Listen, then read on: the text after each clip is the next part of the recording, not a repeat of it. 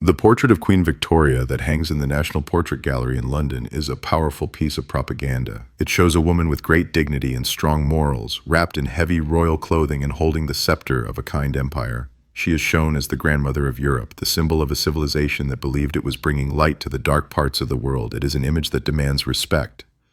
But if you could peel back the painting and look at the real financial records of her government in the year 1839, you would see something far more ugly and far more honest. You would not see the records of a noble monarchy. You would see the books of a criminal business. Because behind the mask of Victorian morals, the British Empire in the mid-19th century was running the largest and most organized drug trade in human history. The image of British warships destroying the Chinese coast to protect drug smugglers has been carefully erased from Western memory. You will not find it in elite school lessons, and you will not see it in romantic stories about the royal family. It is an uncomfortable truth. For the British, it looks like a shameful mistake. For the Chinese, it looks like the violent destruction of a civilization.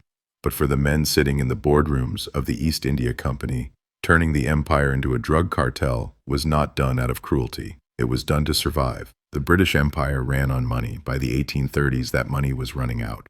To understand this moral collapse, you must understand the terrifying economics of tea. By the 19th century, British people were deeply addicted to tea. It was not just a drink, it powered factory work. It helped workers survive long hours in dark mills. It was central to high society. The British government depended on tea taxes to build ships and pay officials.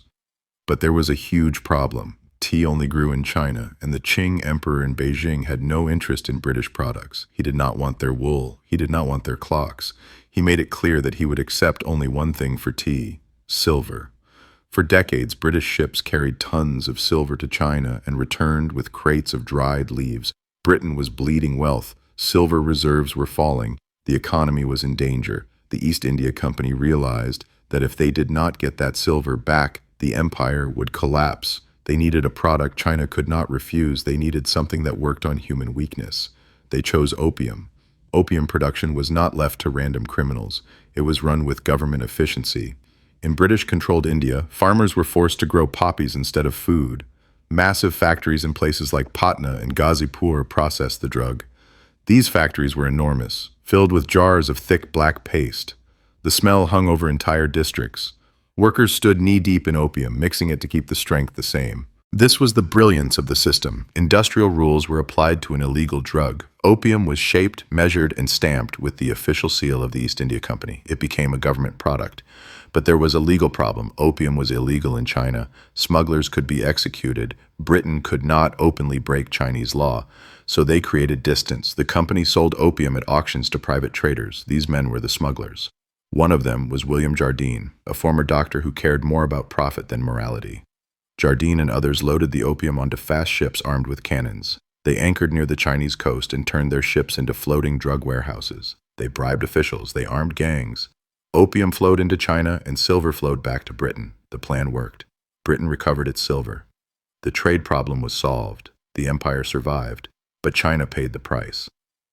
By the late 1830s, tens of thousands of chests of opium entered China each year. Villages stopped working.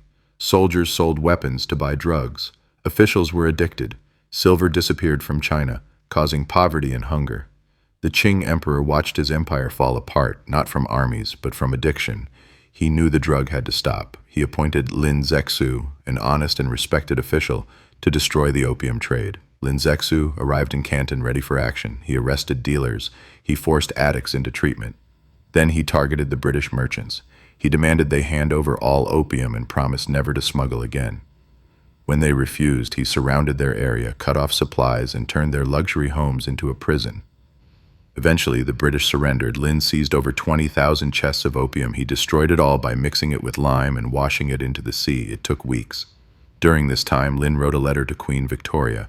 He asked how she could allow drugs banned in Britain to poison China. The letter was never answered. In Britain, the destruction of the opium was seen not as justice, but as theft. William Jardine went to London and convinced the government to go to war. Britain was broke. They wanted tea, silver, and compensation. They chose war. In 1840, British warships sailed to China. Leading them was the Nemesis, the world's first iron warship.